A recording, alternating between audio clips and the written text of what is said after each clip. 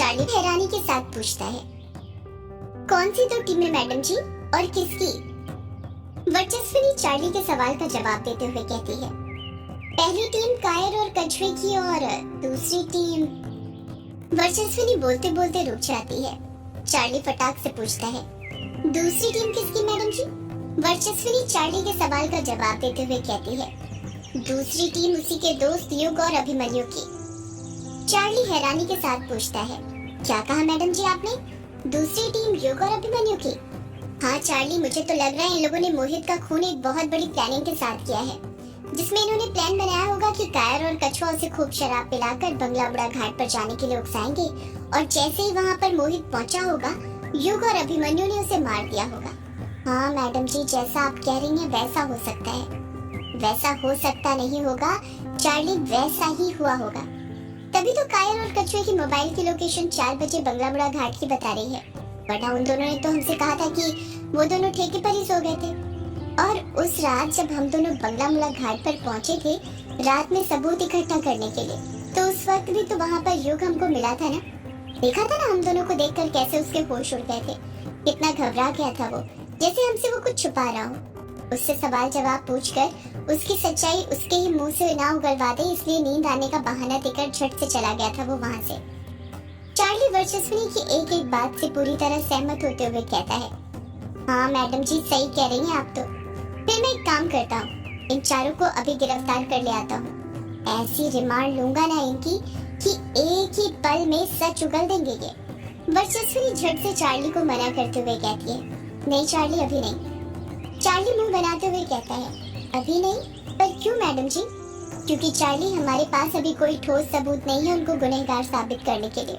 ये सबूत काफी नहीं है, हमें और सबूत इकट्ठे करने पड़ेंगे। तुम एक काम करो, युग और अभिमन्यु के भी मोबाइल की लोकेशन निकालो और इन चारों पर भी नजर रखो।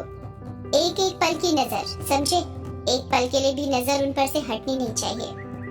हाँ मैडम जी, समझ गया, काम हो जाएगा। पर ये सुधा का क्या करना है? इस पर नजर रखनी है या नहीं? मुझे तो लगता है सुधा पर नजर रखना बेकार है, हमारा ही टाइम और एनर्जी वेस्ट हो रही है। ठीक है चार्ली, एक काम करो, इस सुधा को ना शक के घेरे में से हटा ही दो। बस इन चारों पर नजर टिकाए रखो और स्पेशली इस युग पर नजर रखो। इसको देखकर ना मुझे ऐसा लगता है जैसे ये ऑर्गेनिक खेती के स्टार्टअप के मकसद से नहीं आया, बल्कि कुछ और ही मकसद से आया है। चार्ली अपना सिर हाँ में हिलाते हुए कहता है, ठीक है मैडम जी, फिर मैं आज से काम पर लग जाता हूँ।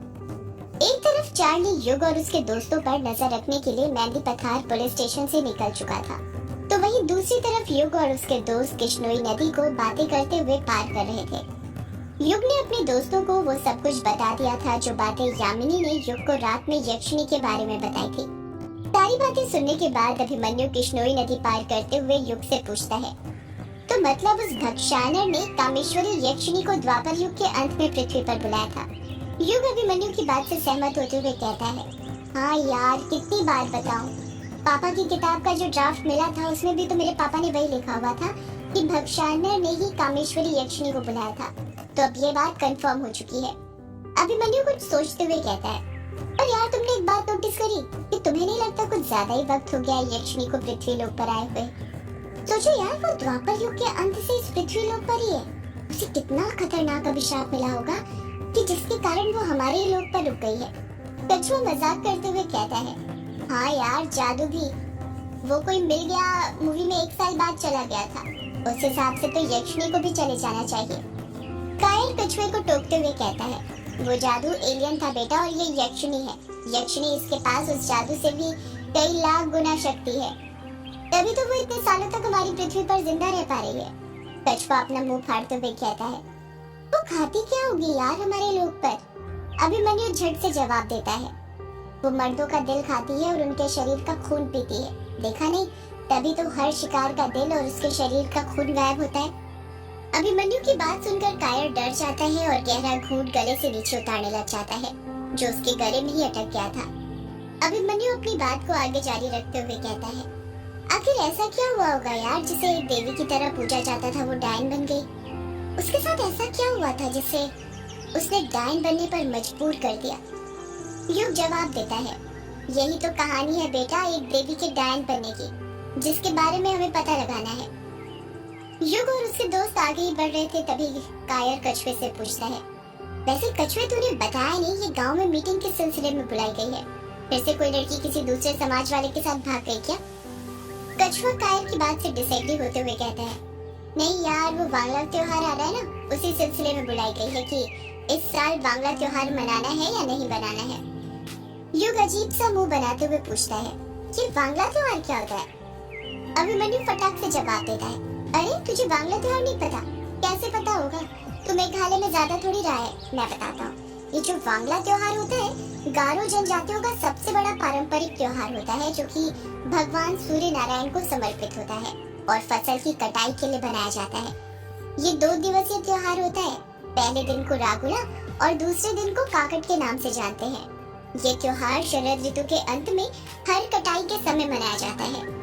इस त्योहार का आयोजन हर साल नवंबर के दूसरे सप्ताह में किया जाता है। मुझे पता है, वांगला त्योहार का प्रमुख आकर्षण केंद्र 100 बेलनाकार ड्रम या नगाड़े होते हैं जो एक साथ बजते हैं, जिसकी धुन पर लड़के और लड़कियां पारंपरिक डांस करते हैं, वो भी पूरे 2 दिन तक। बहुत मजा आता है इसे देखने में। कछुआ अभिमन्यु को बीच में ही टोकते हुए कहता है, हाँ युग, ये अभिमन्यु ना बिल्कुल सही कह रहा है, बहुत मजा आता है इन 2 दिनों में। और सिर्फ वांगला त्योहार में ही नहीं, नोंगक्रेम त्योहार में भी बड़ा मजा आता है। उसमें तो 5 दिन तक रोज डांस होते हैं, एक से एक सुंदर लड़कियां आती हैं। मैं तो वही देखने जाता हूँ, पर आज तक पटी नहीं कोई, बस देखकर ही मन भर लेता हूँ। युग मुंह बनाते हुए कहता है, अब ये क्या है, क्या नाम लिया था? हाँ, नोंगक्रेम, ये क्या होता है? अभिमन्यु युग के सवाल का जवाब देते हुए कहता है, नोंगक्रेम शब्द का अर्थ होता है बकरी हत्या समारोह। इस त्योहार की शुरुआत बकरी की बलि के साथ की जाती है। नोंगक्रेम डांस फेस्टिवल का आयोजन खासी जनजाति द्वारा फसल को धन्यवाद के रूप में बनाया जाता है। ये 5 दिन का होता है और शरद ऋतु में मनाया जाता है। सिर्फ नोंगक्रेम त्योहार ही नहीं, बल्कि बेदिन खलम, शाद सुक्रा महोत्सव और लाहू त्योहार भी मेघालय में प्रमुख रूप से मनाया जाता है। युग अपना सिर खुजाते हुए कहता है, अब ये बेदिन खलम क्या होता है? अभिमन्यु युग को बताते हुए कहता है, बेदिन खलम उत्सव मेघालय की जयंतिया जनजाति के द्वारा मनाया जाता है और ये त्योहार चोलहेरा के दानव का पीछा करने के लिए मनाया जाता है। ये त्योहार हर साल जुलाई के महीने में बुआई के अवसर पर मनाया जाता है, जिसमें बुरी आत्माओं, बीमारियों आदि से समुदाय की रक्षा के लिए भगवान से प्रार्थना की जाती है। और ये जो शाद सुक्रा महोत्सव है ना, ये मेघालय की खासी जनजाति का पारंपरिक त्योहार है, जो हर साल अप्रैल के महीने में पड़ता है। पहले इसे शादफौर के नाम से जाना जाता था। ये त्योहार पुरानी फसल की कटाई और नई फसल की रोपाई के उपलक्ष्य में खुशी के रूप में बनाया जाता है। इससे भी लड़के और लड़कियां डांस का प्रदर्शन करते हैं। इतना कहकर अभिमन्यु चुप हो जाता है और लंबी लंबी आहें भरने लग जाता है। युग से रुका नहीं जाता। उसके अंदर लाहू त्योहार क्या होता है ये जानने की उत्सुकता बढ़ती जा रही थी और वो अगले ही पल अभिमन्यु से पूछ ही लेता है, और ये लाहू त्योहार में क्या होता है? अभिमन्यु कहता है, ये जयंतिया समुदाय के लोगों का त्योहार है। इस उत्सव में महिला और पुरुष अपने पारंपरिक वेशभूषा में हिस्सा लेते हैं। ये उत्सव कोई फसल की कटाई या बुआई के सिलसिले में नहीं, बल्कि लोगों द्वारा मनोरंजन के लिए नृत्य के रूप में मनाया जाता है। लाहू नृत्य की खास बात यह है कि इसमें आमतौर पर एक महिला के दोनों तरफ 2 पुरुष होते हैं। बातें करते करते कब किश्नोई नदी पार हो जाती है, युग और उसके दोस्तों को पता ही नहीं चलता है। कछुआ और कायर दोनों साथ साथ आगे चल रहे थे और युग और अभिमन्यु उनके पीछे पीछे। जैसे ही किश्नोई नदी पार करके रोंकामुचा घाट पर पहुंचता है, वो अपने आसपास कुछ ढूंढने लग जाता है। ये बात अभिमन्यु नोटिस कर लेता है और युग को घूरते हुए उससे पूछता है, ये तो अपने आसपास क्या देख रहा है? बंगलामुड़ा घाट में भी यही हरकतें कर रहा था और यहाँ पर भी किसी को ढूंढ रहा है क्या? युग अभिमन्यु के सवाल का जवाब नहीं देता है, क्योंकि इस वक्त उसका पूरा ध्यान रोंकामुचा घाट पर किसी को ढूंढने में था। वो खुद से बड़बड़ाते हुए कहता है, अरे यहीं पर तो दुकान लगाती थी, दिख क्यों नहीं रही? बंगलामुड़ा घाट पर भी नहीं थी, यहाँ पर भी नहीं है, कहीं वो छुट्टी पर तो नहीं है? अभिमन्यु युग को फिर टोकते हुए कहता है, अरे ये क्या बड़बड़ाए जा रहा है? मैं तुझसे कुछ पूछ रहा हूँ और तू है कि अपनी धुन में लगा हुआ है। युग की जब अभिमन्यु पर नजर पड़ती है तो वो उसके कंधों पर हाथ रखते हुए पूछता है, अरे सॉरी, हाँ पूछना क्या पूछ रहा था? तो अभिमन्यु भी युग के कंधों पर हाथ रखते हुए कहता है, मैं ये पूछ रहा था, ये तू अपने आसपास क्या देख रहा है? बार बार किसी को ढूंढ रहा है क्या? युग झट से जवाब देता है, हाँ यार, यामिनी को ढूंढ रहा था। वो हमेशा यहीं पर दुकान लगाती है, पर पता नहीं आज क्यों नहीं लगाई। देख भी नहीं रही कहीं। अभिमन्यु अपने चेहरे पर मुस्कान लाते हुए कहता है, देख, मैं कहता था ना कि तुझे यामिनी से प्यार हो गया है, इसीलिए जब देखो उसी की बातें करता रहता है। अक्सर हम उसी की बातें ज्यादा करते हैं जिससे हम प्यार करते हैं। देख, तू आते से ही उसे यहाँ पर ढूंढने लग गया ना, इसे ही प्यार कहते हैं। युग अभिमन्यु की बात से इनकार करते हुए कहता है, अबे ये प्यार व्यार कुछ नहीं है, मैं अपने लिए नहीं तुम्हारे लिए यामिनी को ढूंढ रहा था। तो चाहा तुम्हारी भी उससे दोस्ती करवा दो, वरना तू फिर रात में पीकर ताने देगा कि अकेले अकेले मिल लेता है, हमारी दोस्ती तक नहीं करवाता यामिनी से। अभिमन्यु हंसते हुए कहता है, अरे वो तो मैंने ऐसे मजाक मजाक में बोल दिया होगा, तू भी ना मजाक नहीं समझता। चल छोड़, तेरी उस यामिनी को ढूंढना और मीटिंग में चल। जिसके लिए आए हैं पहले ही लेट हो गए हैं, मीटिंग शुरू हो गई होगी। वो देख, कछुआ और कायर को कितना आगे निकल गए हैं और हम दोनों ये बातों के चक्कर में रह गए। चल अब जल्दी जल्दी कदम बढ़ा। हाँ चल। एक तरफ युग और उसके दोस्त रोंकामुचा गांव पहुंच गए थे, तो वहीं दूसरी तरफ रोंकामुचा गांव में एक बड़े से मैदान में मीटिंग बैठ चुकी थी। मैदान पुरुषों और महिलाओं की भीड़ से भरा हुआ था, जिसमें रोंकामुचा और बंगला मुड़ा दोनों ही गांव के सभी घरों में से एक दो मेंबर वहां प्रेजेंट थे। गांव के सभी लोग मैदान में जमीन पर ही बैठ गए थे। उसी भीड़ में सबके सामने 3 कुर्सी लगी हुई थी और उन कुर्सियों के पीछे 5-6 लोग खड़े थे। उन 3 कुर्सी में से एक में दिलीप, दूसरे में भूपेंद्र बख्शी और तीसरे में रतन पाली बैठा हुआ था। हमेशा की तरह इस बार भी दिलीप उन दोनों के बीच में ही बैठा हुआ था। दिलीप गांव वालों को संबोधित करते हुए कहता है, आप सबको तो पता ही होगा कि ये मीटिंग क्यों रखी गई है। बड़ी मुश्किल खड़ी है, समझ नहीं आ रहा कि इस साल क्या किया जाए, बांग्ला त्योहार बनाया जाए या नहीं।